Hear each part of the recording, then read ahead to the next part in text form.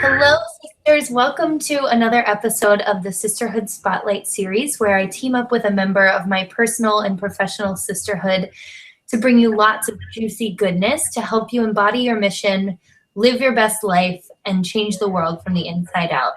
So today we're here with Mary England. Hi! She's not coming up, but here. Oh, there she is. Okay. Hi.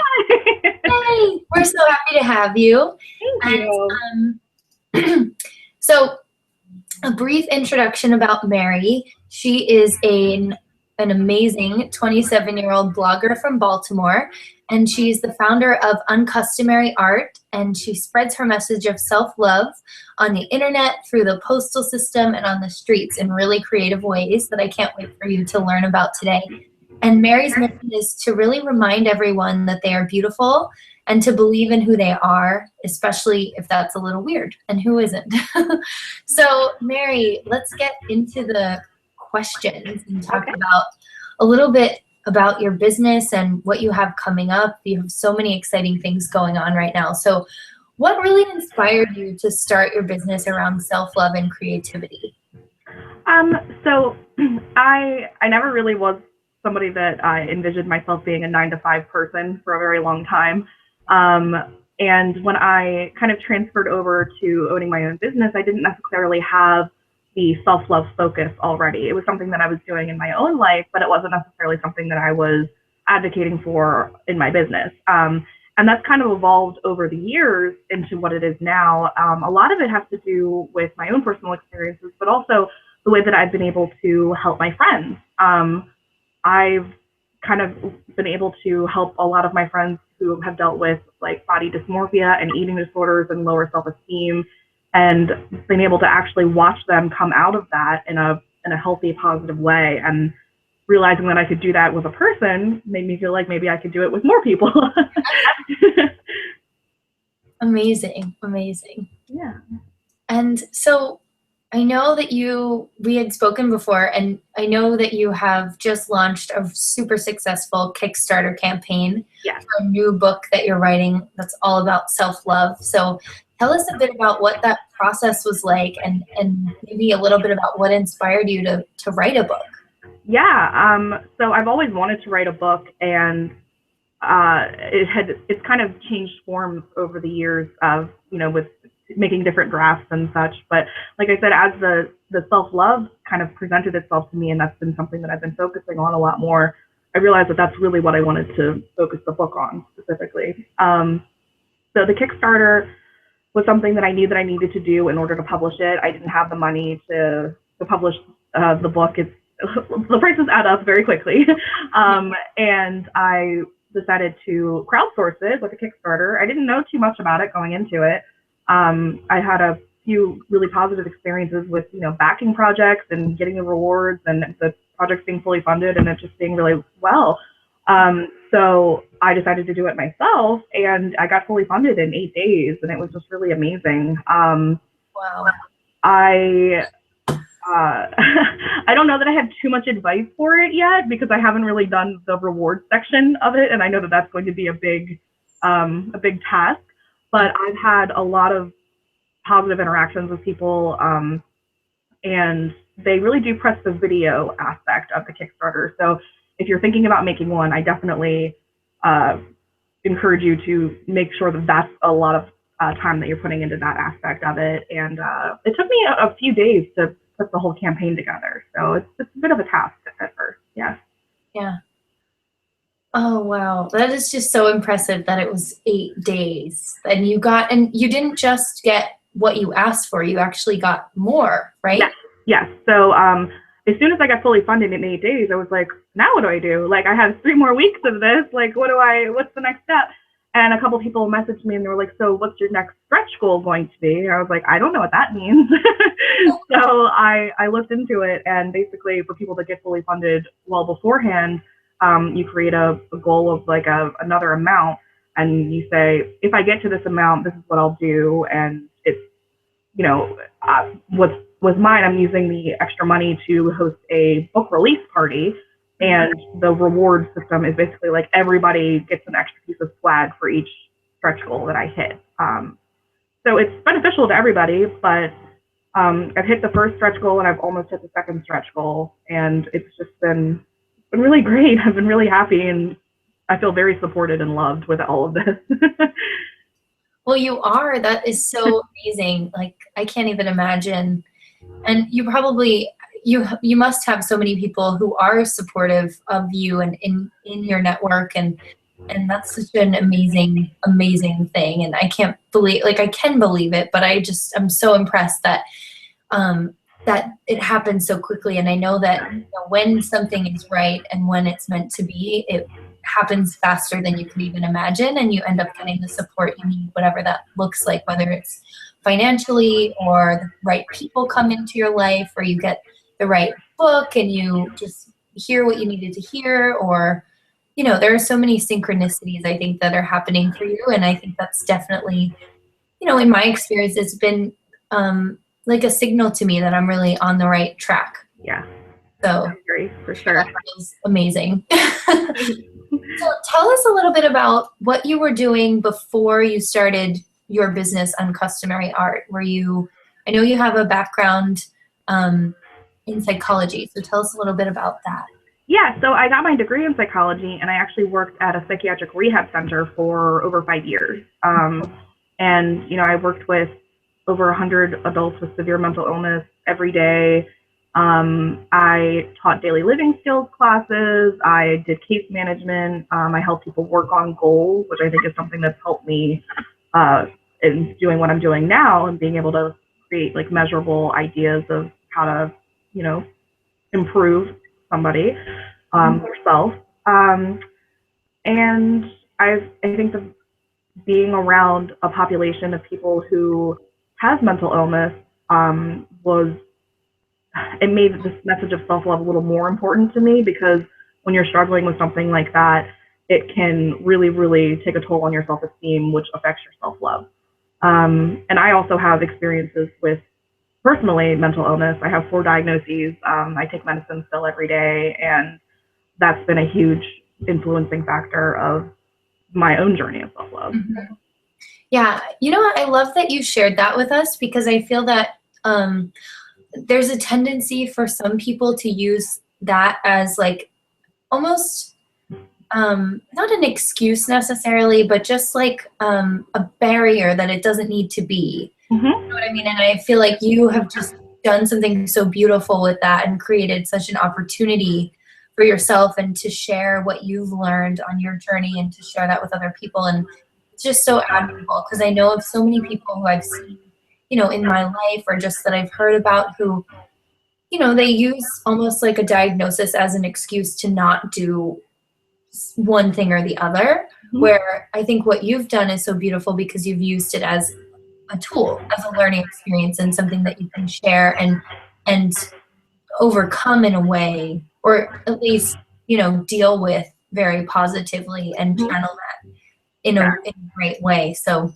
I just love that about you.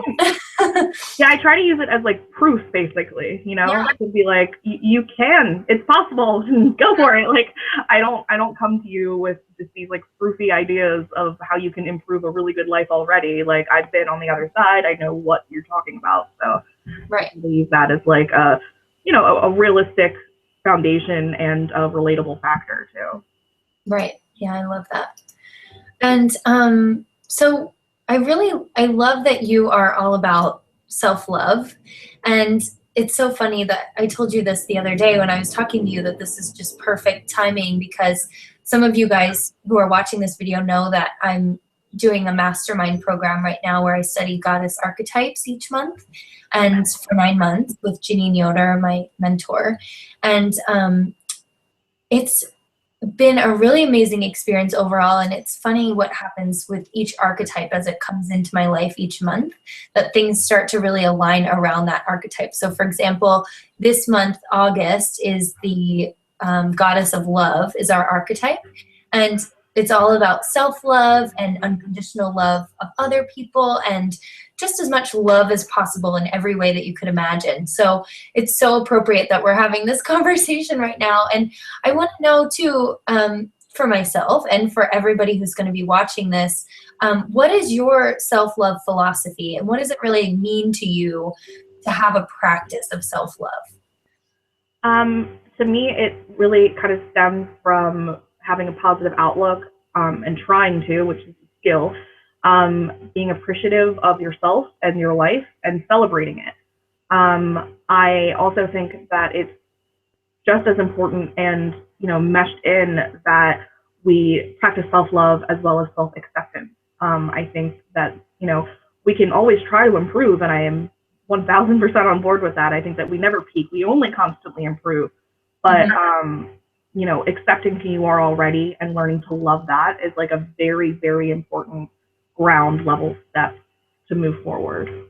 Yeah, I love that. And that definitely comes up all the time. And I feel like that's something that I've struggled with, and so many women, I mean, that I've just, my friends and my clients and everybody, we have such trouble accepting the progress that we've already made. And we're so focused on, well, I still have so much to do. So, I can't even stop and take a moment to appreciate Right. that's nothing in Yeah. relation to where I'm going and what I'm really dreaming about creating.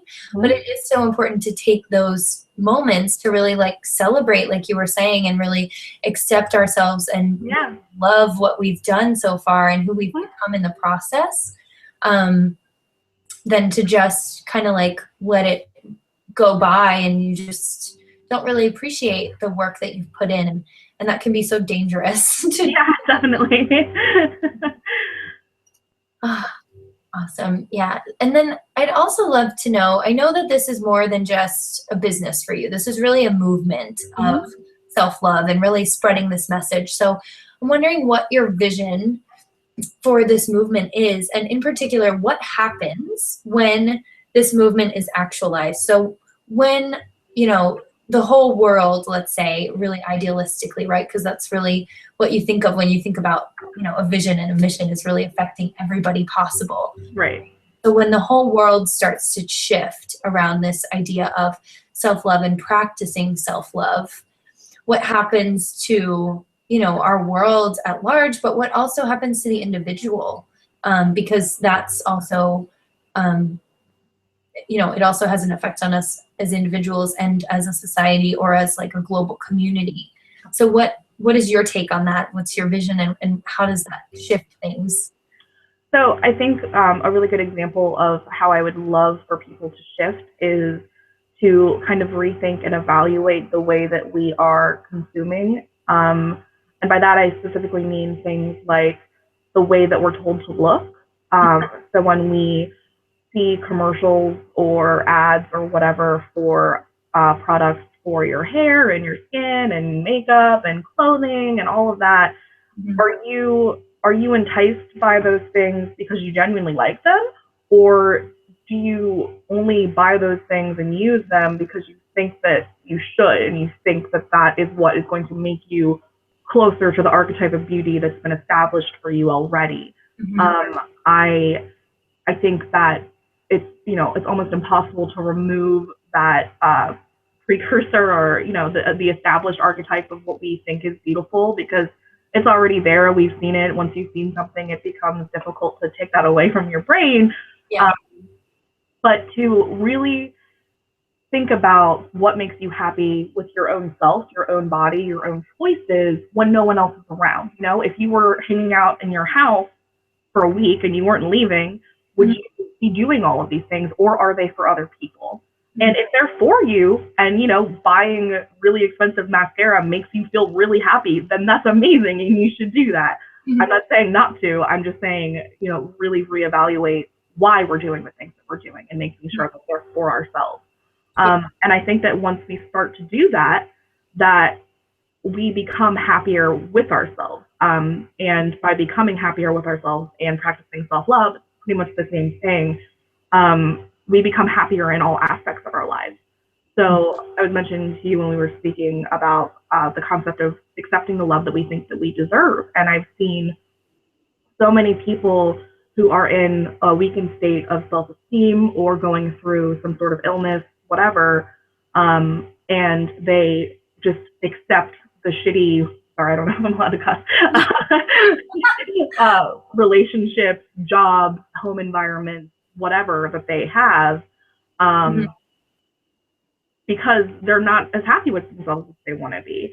And it's a very hard thing to hear. It's very difficult to be like, well, I think that you are really still in love with this guy or sticking around for this guy because you don't love yourself enough to remove yourself from the situation. That's a very hard thing to convey to someone because it might not be on a conscious level that you're doing it, but it's a reason.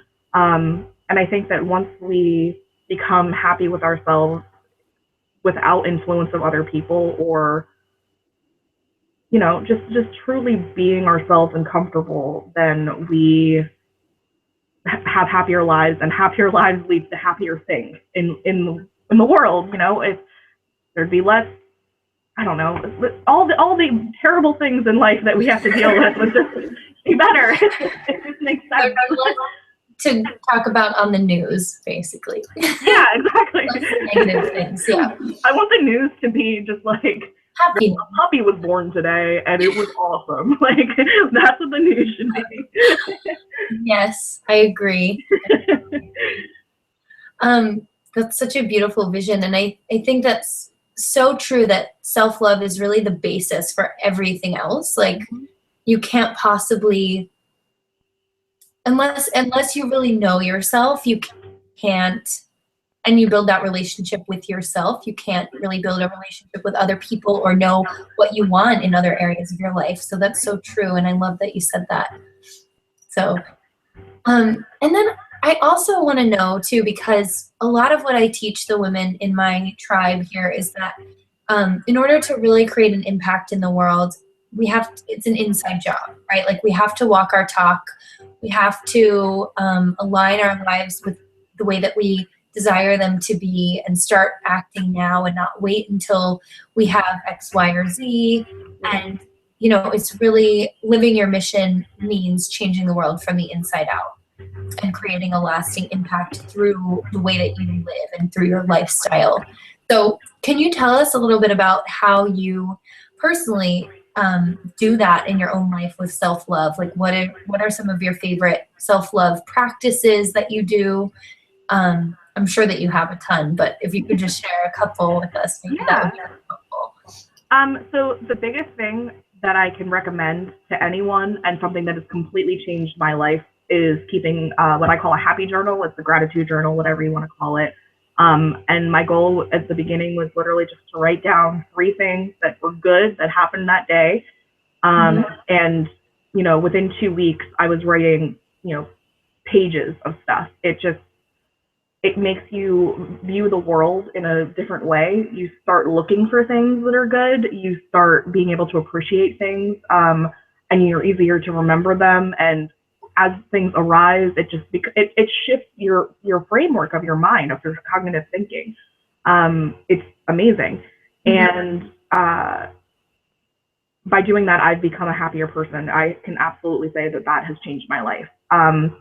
Another way that I definitely try to practice what I preach is take care of my own mental health, because that's something that, if that's not taken care of, it's harder for me to do anything. So that's like my foundation. Like, if it's kind of like Maslow's like hierarchy of needs. Like, you need to be fed, you need to be safe, and then you can move on. And mental health is a little even farther down for me than self-love. So, taking care of whatever symptoms that I'm feeling first. I, a few years ago, went through cognitive behavioral therapy, which was the hardest and most intense thing that I've ever done. But again, it changed my life. I am able to, I got rid of so many of my OCD rituals that way, and it has just made me able to concentrate on so much more. I think another way that maybe I practice what I preached, walk the talk, is with my friends. It's actually cool. We were talking about synchronicity. This morning, when I woke up, my friend had posted this picture of us on Facebook, and it was this really long explanation caption about how she was having a conversation with someone who was very ignorant about weight. And my friend is gorgeous. She weighs about 180 pounds. And she said that to the person, and they immediately were just like, oh, that's disgusting, like to her face. And she was like, I wasn't fazed by it at all. I told them that I'm awesome and I don't care what you think. And for my frame, that's actually pretty good. So like she struggled with an eating disorder, with body dysmorphia, and over the past year or so, she wrote this entire thing about how I've helped her. I'm getting goosebumps. Like, come out of her shell and be able to really accept who she is and love herself. And I was just like, like it was so cool that I knew that I was going to come talk to you about this, and that was something that she said this morning. But I think that, like, I try to do that with my friends, you know, even if they're, you know, not having a disorder or something. If people are talking badly about themselves, I'm like, stop it right now. Say 3 things that you love about yourself right now. And they're like, all right. Like, but I also, you know, writing on my blog is something that, you know, it might be the talk, but I think that part of that is my walk. I really try to approach as many people as possible and let them know that they are loved and they are beautiful as they are. Mm-hmm. Beautiful. I absolutely love that. And that's so true too, because your mission, when we think about it as, you know, walking our talk, is really living our mission. Your responsibility to put out that blog content or that newsletter or something is part of that. It's totally part of that, because if you weren't, who would? And everybody needs to hear it. So, and maybe someone needs to hear it specifically from you in your voice. And I feel like that's something that a lot of women who I've come into contact with do struggle with, is like, who am I to say this? And I'm not necessarily an expert, and I'm not, you know, perfect yet, and I can't say this because I don't have the degree to say this or whatever. You know, we invent these ideas in our minds of like why we can't do something. So I think that's such an important point too, that regardless, what you have to say is valuable because it comes from you. And that's something that I try to tell my clients as much as possible when they get into that negative thought pattern is, you know, somebody needs to hear this, and it has to come from you, or else they're not going to hear it the correct way and get what they need to get from it. Exactly. And I think that is a part of self-love in itself, being able to say, I deserve to say this, my voice needs to be heard. I remember when I worked at the psych rehab, I came into work one day in tears because I was having a lot of symptoms of my own issues, and I was like, who am I to help all these other people that are going through similar things? Like, how do I even have any authority on this matter? And, you know, I've come to the other side of it, and I'm just like, that makes me more able to tell you what's going on. Like, it's kind of the same thing as, you know, someone who has battled addiction teaching an AA group, you know? Like, you wouldn't want someone who hadn't battled addiction to be running your AA group, because you're like, what do you know? Like, you know, so. Right. Yeah. It's true. And I think it's true in what I do as well. Like, if I'm not really walking my talk, I can't really say anything. Like, I can't say this will make you happy, or this will make you successful, or this will be more productive for you in your schedule, and this is how you should use your time. If I'm not doing that, then, you know, I don't know. Like, I can't show up and be like, yes, this works, you know? Yeah, so exactly. You have to have gone there to be able to kind of like, I heard this one quote once that was like, sometimes you have to go into the depths of the darkness in order to be able to shine a light up and show other people the way, or like pull them up and out of it. So it's so true. And I think, you know, the most important point is that everybody has something valuable to say, and you wouldn't be compelled to say it if it wasn't what you were meant to be talking about. Exactly. So, and then I really love, a lot of what I do is really action and accountability also with coaching. So I would love for you to give the ladies who are watching this a challenge, a self-love challenge, if you will, like that they can do, and give them a way to show us that they did it. So whether that's like taking a picture of themselves doing it and posting it on Instagram and tagging us, or whatever, what do you want them to do? And that will help them kind of connect to this idea and concept of self-love and really build that foundation for themselves so they can experience life in a new way? And how are we going to know that they did it? Okay.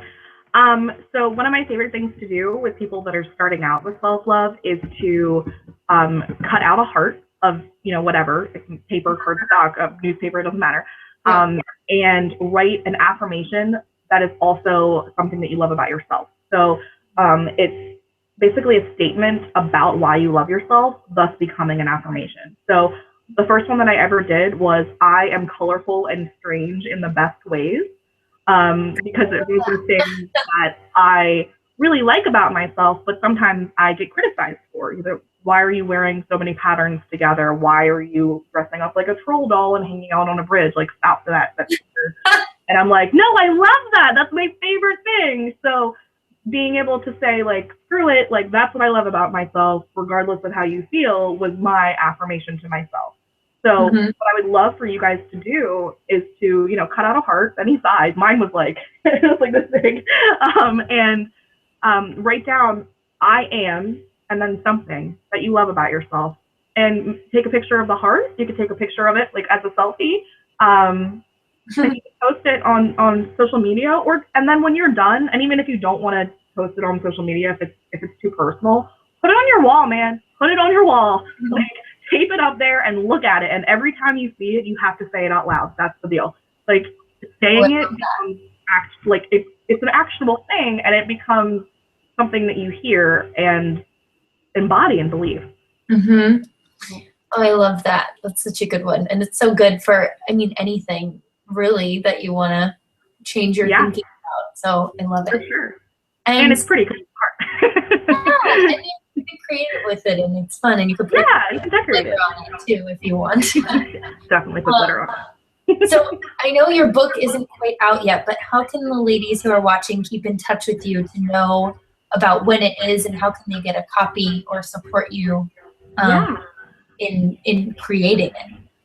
So I have a blog that I update, multiple times a week. But if you are looking for something a little more direct, you can sign up for my email list. We could probably link that in this post, but it's also in my sidebar of my website. And signing up, you get a little free thing too. But the Kickstarter is actually still going for another week, 6-7 days. And depending on how much you pledge, you can actually get a book technically as like a pre-order. So, once the book is out, I will mail you a book. So if that's something that you're definitely sure you want to get, then you can pledge to the Kickstarter, help me out in advance, and get the book. Or you can just, sign up for the email list, and I will definitely blast you when it's ready. Perfect. Awesome. Thank you so much, Mary. You've shared so many amazing insights with us today about self-love and about even just your business and the Kickstarter process and what that was like for you. And I just want to thank you so, so much for taking the time to speak with us and share everything that you have going on. It's so amazing and so inspiring. And I'm sure that, so many women who watch this video will be so excited about what you have going on, and hopefully use it as creative inspiration and fuel for their own passions, and to really pursue what they love and create a life that they love as well, and really start walking their talk a little bit more than they might have before. So thank you so much for being here. You're so very welcome. Thank you for having me. Of course. And we will see you ladies again soon. Be sure to sign up for Mary's email list to get any to get any emails about the book when it comes out, or donate to her Kickstarter campaign and really be able to just get a book when it comes and not have to think about it again. So have an amazing rest of your day, and we'll talk to you soon. Okay. Bye. Bye.